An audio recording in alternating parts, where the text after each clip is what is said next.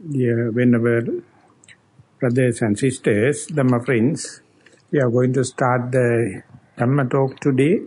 May everyone settle down and give the consent with 3 times, sadhu, sadhu, sadhu.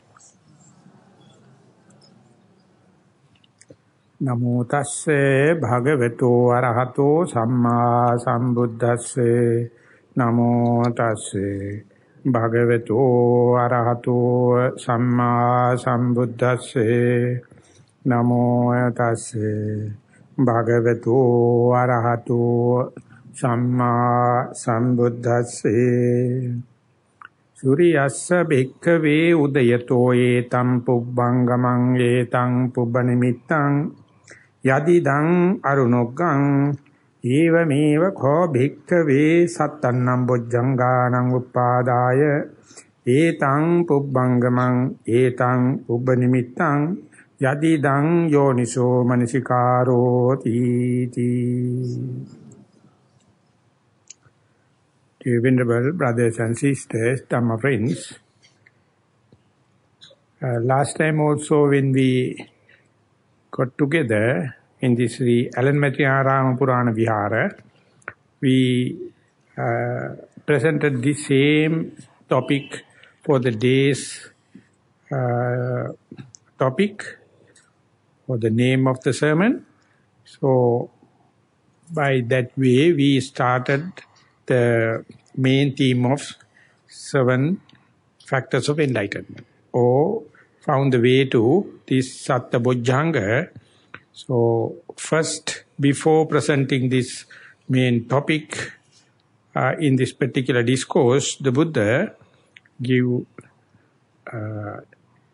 example or parable or epithet, and then only gradually come back to the main topic.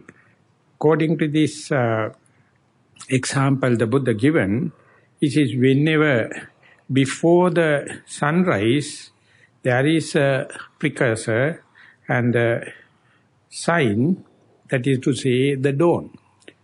When and where before the sunrise there is a preparation, early preparation, like the dawn, that is a precursor. That's an early sign of the arising sun. Likewise, the 7 factors of enlightenment always have a precursor, have a sign, namely the wise reflection.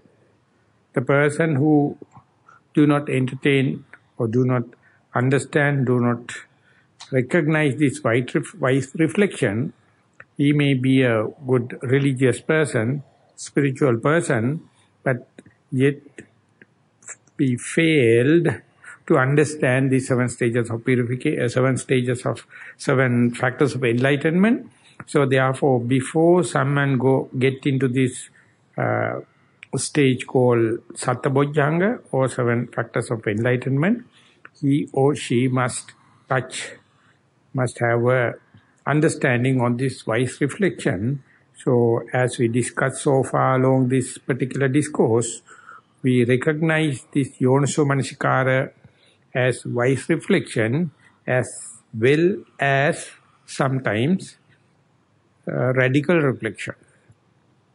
So how this kind of wise reflection or radical reflection function, or what is its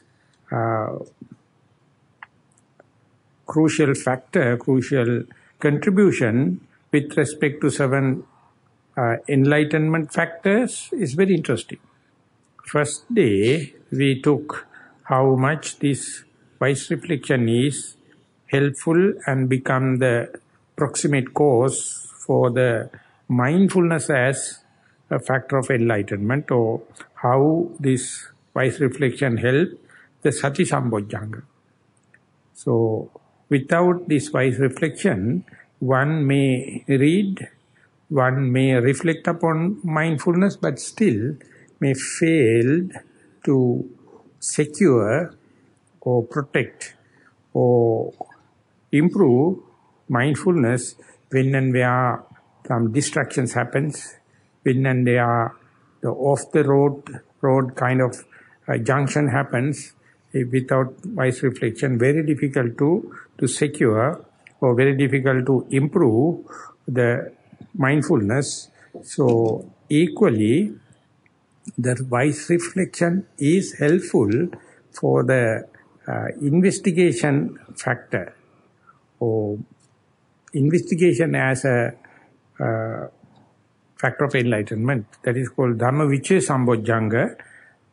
Whatever the books you are reading, whatever the discussions you are going to have, whatever the interviews you are going to have, if you as a candidate do not have wise reflection, the books can't do much of a help. A discussion cannot lead you to much of benefits because of lack of your wise reflection. So the particular individuals, this wise reflection or radical reflection is a crucial factor. So last time we took the energy as a factor of enlightenment, or Virya Sambojjhanga, and how is the relationship between this Virya as a Bojjhanga as well as the wise reflection. So towards the end of the talk, I mentioned that we may take another sermon on the subject of Virya Sambojjhanga, or energy as a factor of enlightenment, because it is very vast subject, and it is the energy itself, or Virya itself, is undergoing a lot of evolution as the yoga is advancing. So therefore, energy has many facets. The starting energy, that is called launching energy, or starting energy, and then it is called the sustenance energy, and then the fulfilling energy. So I hope last time we took enough time for this Arambha Dhatu, that means the launching kind of energy, and we started to pave the way towards this sustenance kind of energy, Nekkhamma Dhatu Virya. So today I thought of elaborating on this Nekkhamma Dhatu Virya along three aspects. One thing is how the lack of energy going to disturb your meditative path. Energy we can understand by the lack of energy part also, and how much the walking meditation is going to do a positive contribution towards this energy aspect. And the other one is in sitting, walking meditation, we can say before sitting, how one can monitor, how one can balance the energy aspect in sitting meditation, when and where it needs subtle adjustment or fine adjustments. It is very interesting part with our day-to-day knowledge, with our book knowledge, with our technical knowledge in day-to-day activity, we can make use that knowledge into the fine refinement of the energy aspect in sitting meditation. So first, out of these three, I would like to discuss how the negative aspect of energy, that is called sloth and torpor, or lack of energy, or lazy bones. So it is coming and playing destructive role in a multivarious way. When and where you live in household life, that means even before this launching energy, you have 1,001 reasons not to take this meditation, satipatthana. We have 1,001 explanations and reason. All are nothing but this mere lethargic, mere laziness. You may be very skillful in your profession. You may be very skillful in your household running, but even then there may be clear-cut difference how much it is hesitant to take up this spiritual path. And you can compare Even you are so advanced, how is your family members? How is your friends? How much you will be happy if they can come up to at least up to your level? Very difficult. Very difficult. They have 1001 very, very crucial and lucrative explanation, nothing but laziness from the Buddha's point of view. And once you come up to the meditation hall, when you go to a forest or come to under a tree or a solitude place like this, and suppose you are going to sit and wait, sit and meditate, and there also the laziness creeping, or sloth and torpor creeping, and there you must understand the sloth and torpor, that means lack of energy, and the excess of energy means perplexed mind. So each and every one of you would have experience in your very sitting mood. Sometimes mind is quite agitated, sometimes very slimy, it's very congealing, very sloth and torpor. So when and where it is happening, if you can't understand it is the different grades of energy, you will hate them rather than understanding them, rather than see the cause and effect relationship, how a mind can become very agitated and perplexed and shooting off the target. And how much it will become congealed, and now when it's slimy, sloth and torpor, it is not reaching the target. So these things the Buddha explained with respect to archery or target shooting. If you are too much with energy, you are offshoot, you are shooting off the target, and you will never reach the target because of your too much of energy and lack of focus. If you are lack of energy, the bullet will fall short of the target and it will not go to the target board. So whenever it is happening, you have to have two aspects, the energy and the aiming. So when they are not aligned, whenever they are not synchronized, you can see it never go to the target, even if you wish, even if you have a lot of merits, even if you have a lot of knowledge, even if you have a lot of good potential teachers, but as far as your energy is not enough or too much, it can't. So that indicates you are in two extremes. So you have to compromise between, and you have to find the balance whenever it is hitting the target. And for that, the balancing of energy is important. So at the beginning, before coming to this balance and the harmony, so always unruly, either too much or too lack. So both of them are really, really important for you to understand or get the equilibrium or medium point or equipoise point. So therefore don't hate even if it is too much or even if it is too less. Try to understand this is not my mind, this is the mind, human mind. So you experience through your pragmatic things and try to understand how to balance the negative aspect of the energy, means lack of it.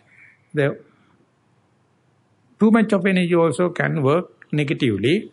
So how to get the balance? So not a single one on earth can't say I don't have energy. They have, either it is to excess or to less.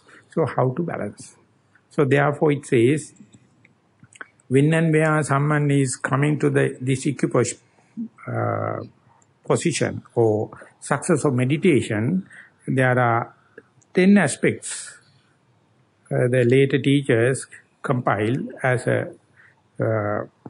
numbers. It says mind is not the past or the future. Whenever it is past, regret. Whenever it is future, perplexity. Lack of concentration and lack of mindfulness. So you have to understand, whoever it may be associating the past, regret is the color of the mind, irrespective whether you are male or female, irrespective of whether you are enlightened or not. Whenever the mind is projecting future, it is perplexed mind or excited mind. So that is a norm. That's a law. So whenever it happens, understand it. The other one is the liking to the object or dislike to the object. Whenever you too much happy with the primary object, the liking can cause problems. Or if you instead hate unwanted objects, that also can contribute to the offshoot. Therefore, you have to understand liking and disliking working in a very subtle way. You never recognize it, so much so you are wasting time. And the other one is too much of energy and too lack of energy. Too much, your body, the mind, the speech become very active, and it will never calm down, just like you throw a stone to a dust or dry ash, it becomes burst off and fly off, and it takes long time to settle down. Likewise, mind becomes over-energized. Or it may be very slimy that you fall asleep. Your mind becomes very slimy. So these things you have to understand. Imagine whenever there is a mind without these 6 pockets, that means here now I am. Then you can understand you are in a kind of a aerodynamics, like the plane is not on the ground but taking the equilibrium on air. And there you must understand to take the meditation up to that level, so much of surveillance, so much of noting, so much of fine-tuning you have to do. Whenever it come up to that kind of equilibrium or equipoise situation, now you must understand, let the machine to run by autopiloting. Without giving so much of energy, you must understand how to run the off-the-ground machine now with least amount of energy. That is called Tadupaga Virya Vahanata. Tadupaga Virya Vahanata means whenever the machine get smooth running, you must try to machine to get synchronized and governed by itself. So the machine will do more efficient but less consuming of energy. Like the first gear of the car to the second gear, third gear, the less and less energy it is using. So you must not pump too much of energy. Tadupaga Virya Vahanata, that's balancing of energy. And Tatta Jatanam Dhammana Anavasattanattena. Sometimes energy become too much agitated. Concentration become too much slimy. So you have to understand by meditation, concentration also can happen, energy also can happen, but they are fighting each other. So therefore you must try to keep the balance. Tatta Jatanam Dhammana Anativattanattena. The concentration become too much and this energy becomes slimy. Energy become too much, you destroy concentration. So how to balance it? So that is very difficult to find technical writing in the books. You have to understand with respect to energy. For that understanding, you need radical reflection. For that understanding, you need wise reflection. Otherwise, for each and every little subtlety, if you are going to consult a teacher, if you are going to consult a book, that means you are not mobilizing your mental energy. So it is demanding, you must take a decision. You must do it and do it to a trial and error. That is called Ariya Paryesana or Noble Quest. So put it into and see how much pros and cons, advantages and disadvantages. So it's a very, very interesting thing because you are talking about and you are dealing about, you are engaged in something really, really subjective. So objective knowledge will be useful, but if you do not know how to use it, that knowledge is useless. So that is the point. In the sustenance energy, sustaining your meditation, the balancing is very important for that negative aspect of energy, the sloth and torpor, slimy mind. You must understand not as an enemy, but as a necessary knowledge you must develop. So therefore you may see in sitting, the abnormal kind of sleepiness can happen. Not only in sitting, even in walking meditation you may find that while you are walking, the sleepiness sets in. While you are walking, the balance of the mind disappears and you feel like wavering. So it's a very good point, someone to understand how the energy. So this is basically you understand in sitting meditation, but even in walking meditation, that is why the walking meditation is quite important. Whenever you to understand, whenever you to introduce meditation to a very young person or very old person, they have not trained much in along the line of meditation, best thing is to put into walking meditation. Over there, you have to understand walking itself needs energy. It is not like a passive thing like sitting and waiting. It is not like a passive thing like observing the effortless breath. But the effortful walking, while walking you have to keep track with left leg and the right leg. So it is called double energy. Twice of virya. So when it is happening, you can understand how to maintain the balance. Simple question is, many are asking, how fast should I walk? Or how slow should I walk? Answer is, let the body to decide through your body knowledge what your normal speed of walking, and try to observe the walking posture while body is walking. Don't interfere with the body knowledge, let it happen.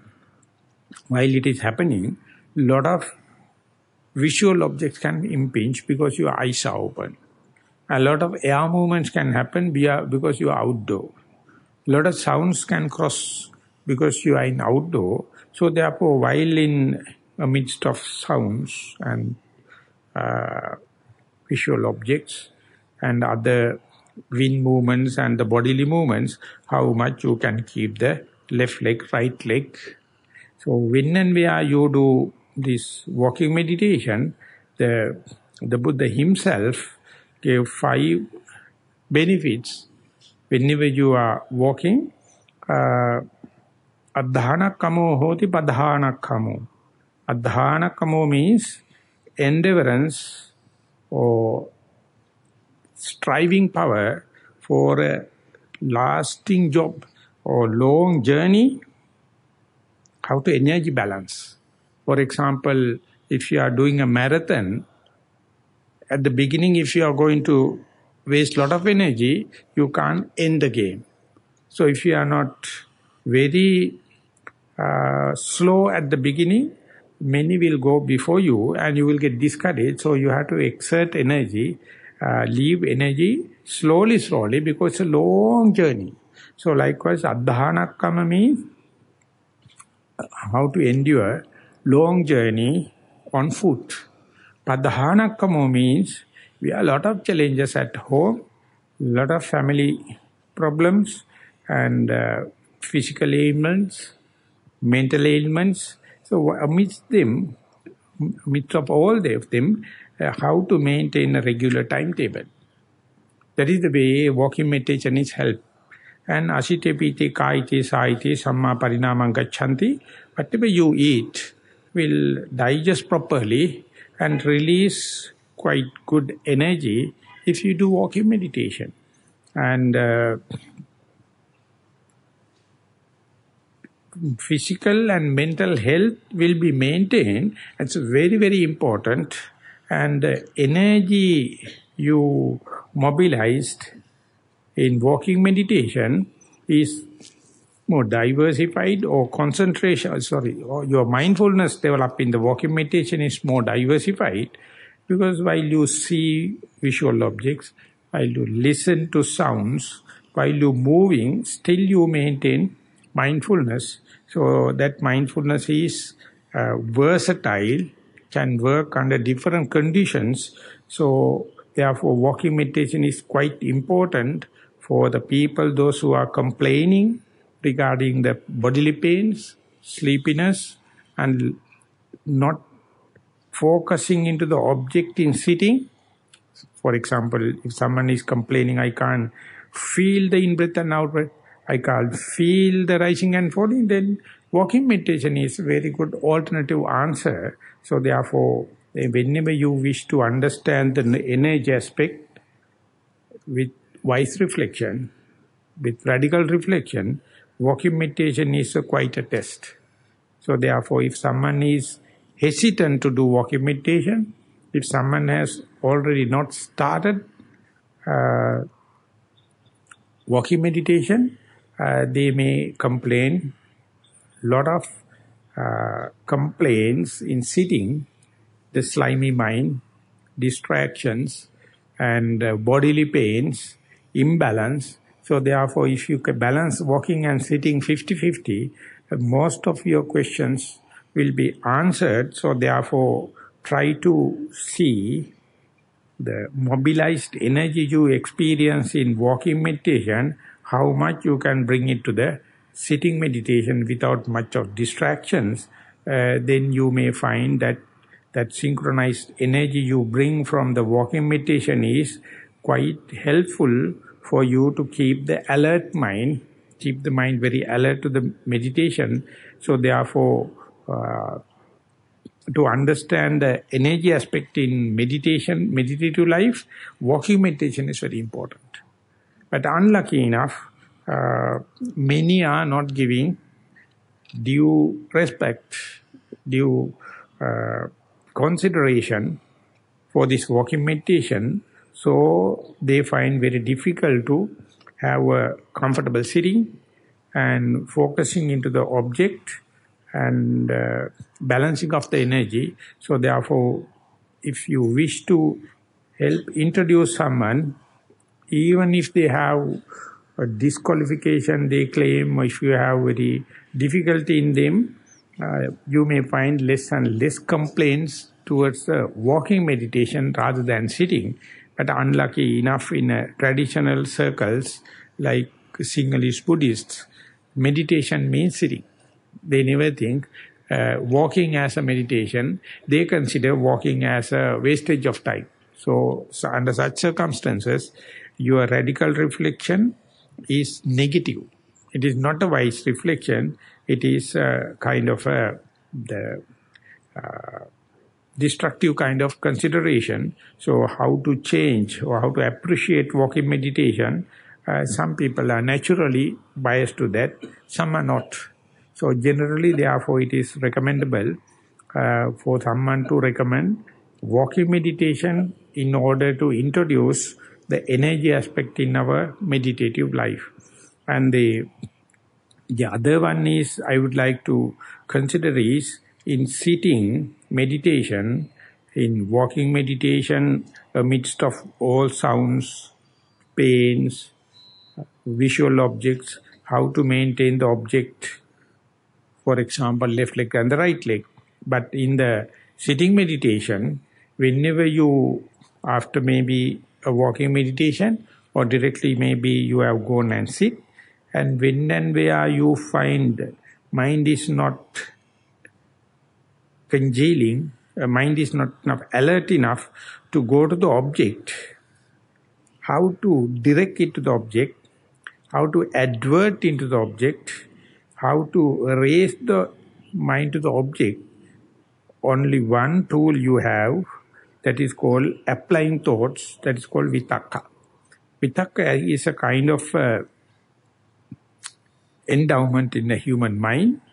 Whenever you have multivarious objects or a lot of objects, vitakka help promote you to focus your attention to predestined or preconceived particular object. So that quality we call adverting of the mind, or keeping the object in view with, we call apatagata.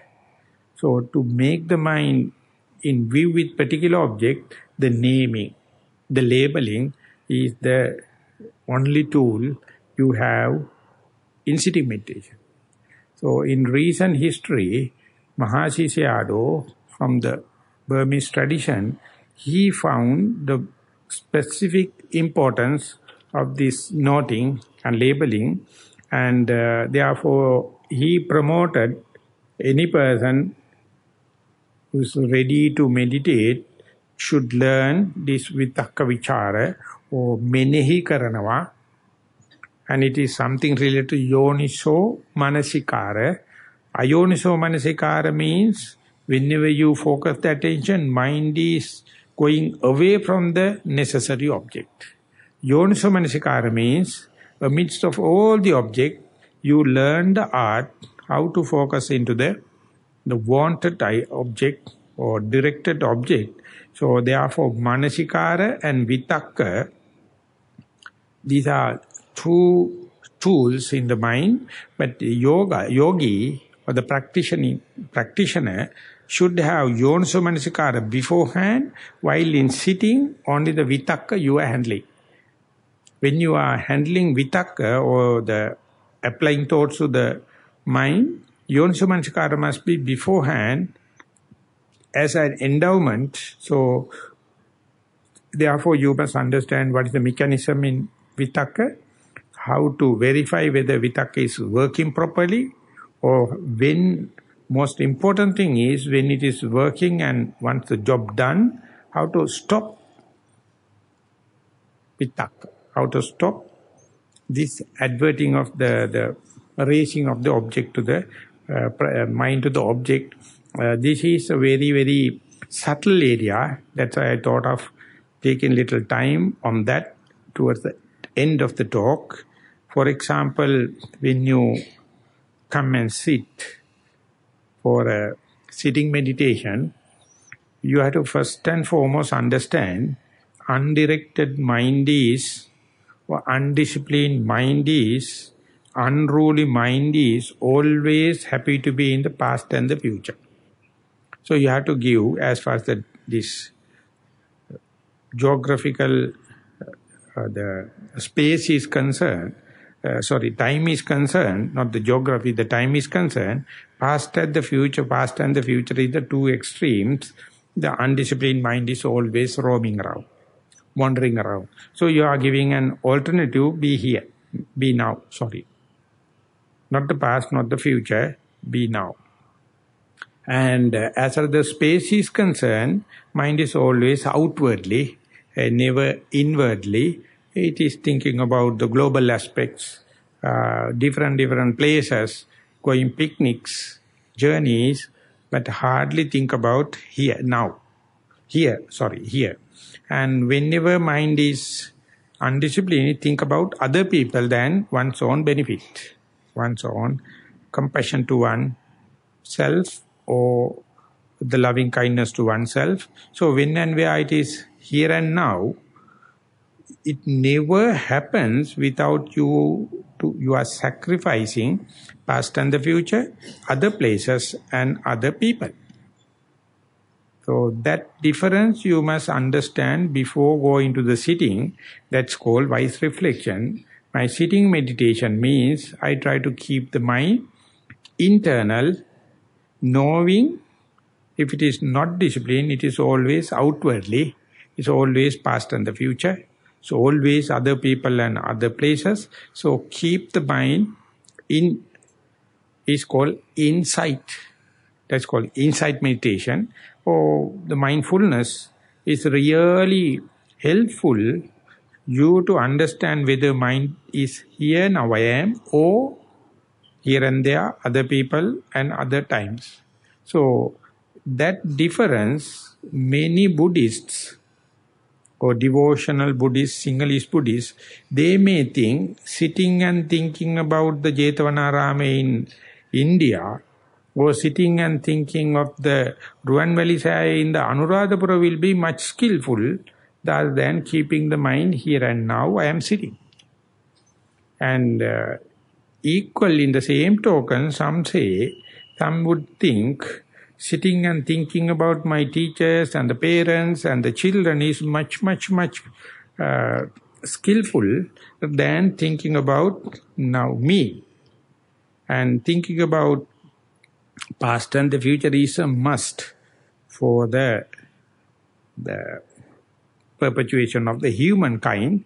So therefore, it is better to think about the past and the future than the present. So if that is the thing happen, we call that is worldly knowledge. From the worldly knowledge point of view, that is true. But radically, what the Buddha present is, that we have done so far, all the humanity, but no one found any solace, any peace of mind, any solitude. So therefore, as an alternative, what about keeping the mind here, now I am?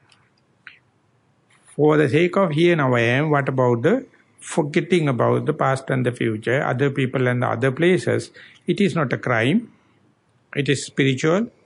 It is religious. So when and where mind to bring, here now I am sitting, you have to introduce this as the biggest merit or biggest skillfulness you have.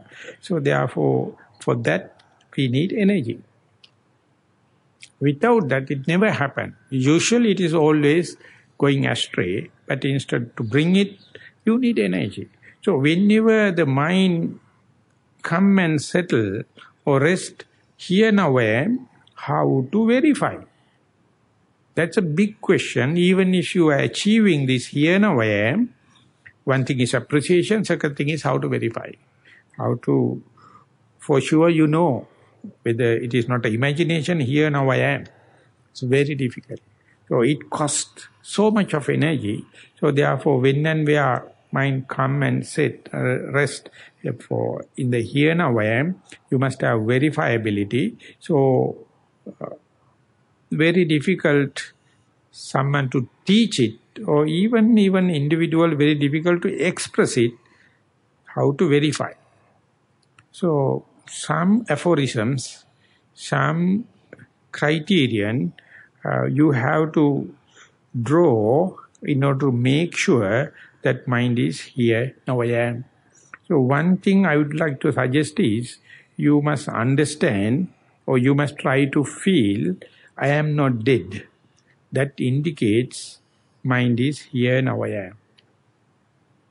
How do you verify that I am not dead? Or I am alive? Or I am not sleeping, I am awake. I am not unconscious, I am conscious. So in order to verify this, it is going something against the grain, so need some energy. So in order to keep it, you can verify and come to one particular split second, no problem. But how to keep this trend, how to keep this already earned, this opportunity for the next thought moment, next thought moment, next thought moment, that's the skillfulness of the Buddha. That is where the Buddha come and help us. The Buddha says, look into some aspect, look into some phenomena, look into some happening inside the body and make sure repetitively you are looking into that. So that is how the breathing aspects, rising and falling aspect come into being. So when and where, first and foremost, you come to the here now I am, and then you are using the very energy, whether I am with a rising in-breath and a rising out-breath, or a rising mode, or a rising falling mode. For that, you need energy. At the beginning, the huge amount of energy in order to cut off the external objects. The second thing is to verify that I am here and now. And the third aspect is to see, to understand the natural characteristics or shape or the manner of the rising mode and the falling mode, or in-breath and the out-breath. So for that, the adverting of the mind to the arising in-breath, arising out-breath, we use vitakka, or adverting of the mind, or applying thought. So that very sharp thing, definitely I will agree. But if you do not know this noting, if you do not know this labeling technique, you don't know where your mind is running, why it is running. So therefore, virya at that time appear like vitakka. Again and again, you repetitively note arising when it is rising. You note falling when it is falling. You note if you are taking the in-breath and out-breath as your primary object. In-breath, out-breath. So when it is happening, some may find it is very efficient, and more noting, more you can continuously be with rising and falling or in-breath and out-breath. So when it is happening, just like keeping the mind inside, the second achievement will be how to keep the breath face to face, how to keep the, if you are taking the rising and falling as an object face to face, when it is happening, so you feel yourself, when compared to the last sitting, this sitting, you can keep it more face to face. When it is keeping face to face, not stop at that level, try to feel the difference between in-breath and out-breath. Try to feel the difference, if at all, in the rising and falling mode. Feel that you are not with the sounds or pain or thought. So when it is happening, after a while you may develop this skillfulness in an unbelievable speed. How to keep the view with in-breath and out-breath, how to understand in-breath versus out-breath, rising for the versus falling, or when it is happening, whenever it is gather the momentum, you must be so sharp. The momentum itself will be disturbed by noting after a while. This is very, very sharp point. The very helpful vitakka, very helpful noting, earlier helped to keep the object vivid, but whenever object and the noting mind become familiar and friendly, that very vitakka itself become problematic. So they are, even though it is an aspect of virya, you must try to do away with noting, do away with labeling, and still keep the object face to face. This is the point you learn fine-tuning of the energy. Whenever necessary, you must have enough potential to pump energy by noting.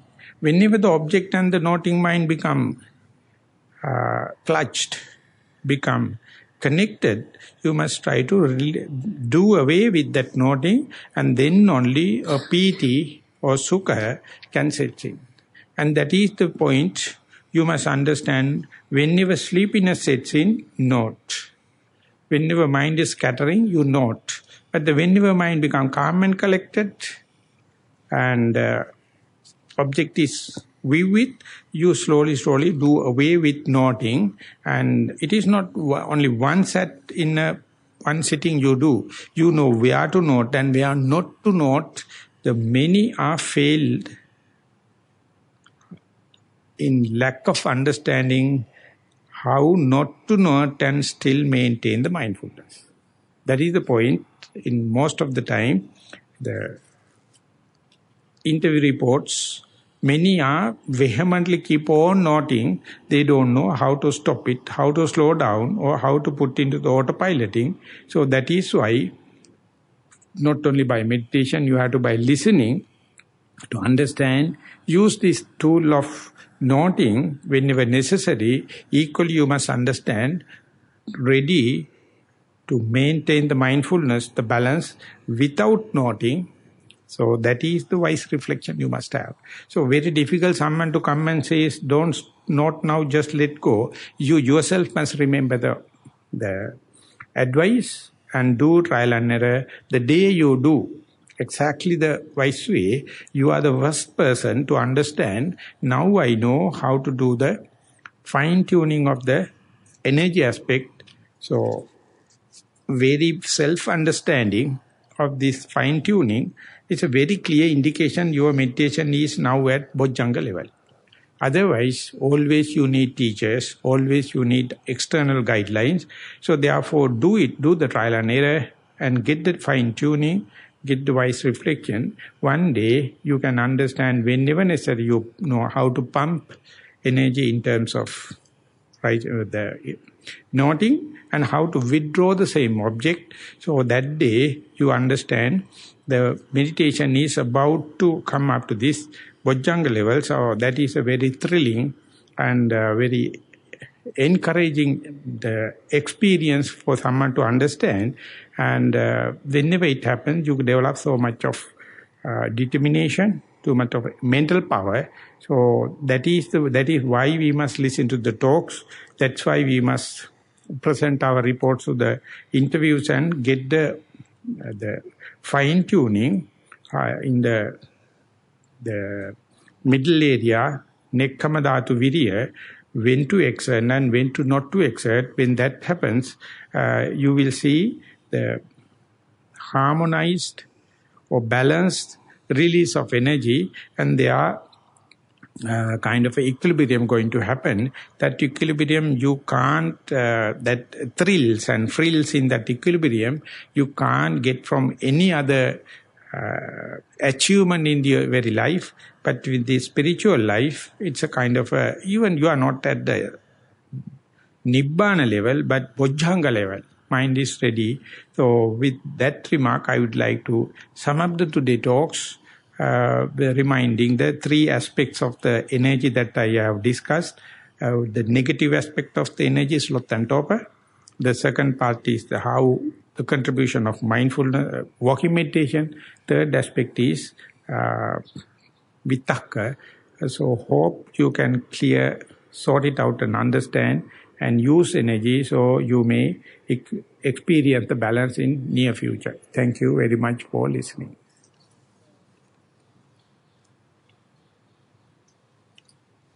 So before handing over the microphone to Venerable Chandaratana, I would like to invite Aruna to present the English question that he have postponed so that we can take few minutes for that. The first English question. Venerable Sir, this morning while listening to your meditation instructions, I was doing walking meditation. I could not cope with both. My priority was listening to the tape. Sakman became more mechanical, except when I was turning, when the mind switched to the act. I missed a little bit of the talk at such times. Swamin Mahansa, can one do both these things at the same time, or is it a case of doing one thing, listening mindfully, and the other walking less mindfully? Thank you so much. May you attain Nibbana. So if you are a beginner, you have to one donkey at a time. One thing at a time, and that done well. So therefore, when you are listening, listen full attentively. But when and where you develop kind of a skillfulness is mindfulness, just like we discussed in the Sinhala, when you are traveling, if you listen to sound or music, you develop kind of a likings and disliking. And there you are dealing with two objects. One thing is you are sitting, maybe walking and listening. So take it for the a lesson for a senior yogi, so familiar one. But if you are a beginner, do one thing at a time. That is the simple answer.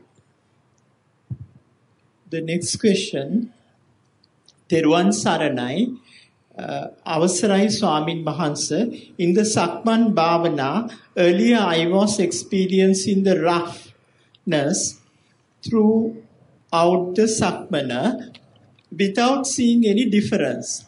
As per your Kamatahan, I observed difference in each and every step because I was very vigilant. Swami Mahansa, I feel difference in every step as I feel the roughness runs from the place that foot touch the ground and it moves up to toes. Also, I felt this hardness turns to softness. I feel some hard spots in the move while others are soft, and also I feel clearly this is moving. But it is not same always. Sometimes it starts in the middle of the foot and next it would be at the edge of the foot.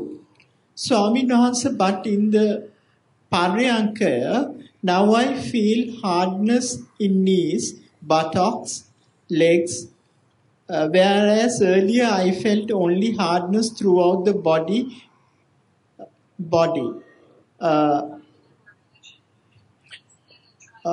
When seated in this Paryanka, I feel a pain in the knees, buttocks, etc. From time to time, I feel only the pain. Very rarely only I feel it is moving. Please advise Thiruvan Sarana.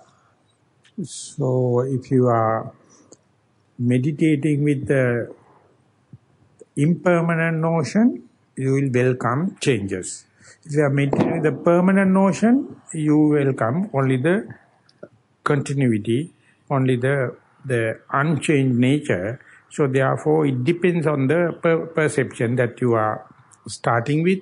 The Buddha invite you to have the changing or impermanent notion, impermanent perception. So that is not meditation, but is your theoretical understanding to your deductive knowledge. So this is a fighting between the impermanent notion and the permanent notion. So, but I would welcome you, I will remind you, try to sit with the open-hearted, open-minded, with the change, welcome with the changing or impermanent notion, then this experience will be very thrilling. Otherwise, you may be entertaining doubts and perpetuation of fear can happen. So therefore, think about or give a thought about impermanent notion, then the situation will be different. In this, the last English one, there is a request at the beginning. Thiruvan Saranai, please be kind enough to hand this over to the most venerable sir, as my question is not regarding meditation and is only a request. You may read it on behalf of me, please. Sorry? You may read it okay. On behalf of me. The most venerable sir, I have been practicing my meditation under your guidance for about 2 years now. I have had experience at Dhammakuta and Nilambe too previously. At present, I get a very rare chance to go and practice at Mithirigala due to my responsibilities towards my 2 young daughters, and it will go on for another 4 to 5 years. I was informed that there will be a meditation center coming up at Kaduwela in the near future. I was glad to know that my teacher, Most Venerable Dhammajiva, Thero, will be there at that center frequently once it is done. Venerable Sir, is there a way for me to meditate at this center often without going through the same process as at Mithirigala? Please be kind enough to let me know via my email. She has given the email. Lots of merit to you, sir, and for all the people who are behind this meritorious acts. Thiruvan Saranai.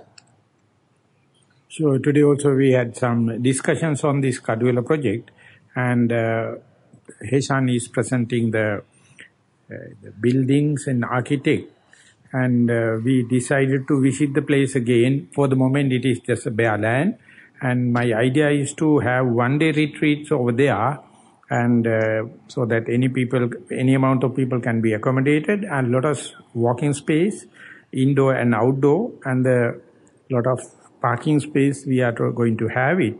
So still no building construction started. And Heshan says if we are going to do a quick way, it will take only few months.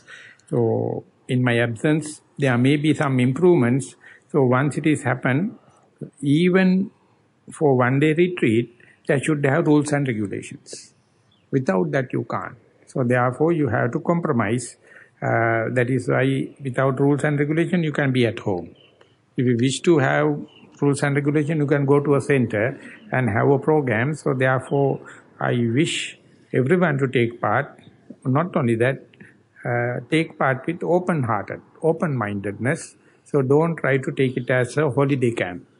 It is not a picnic area.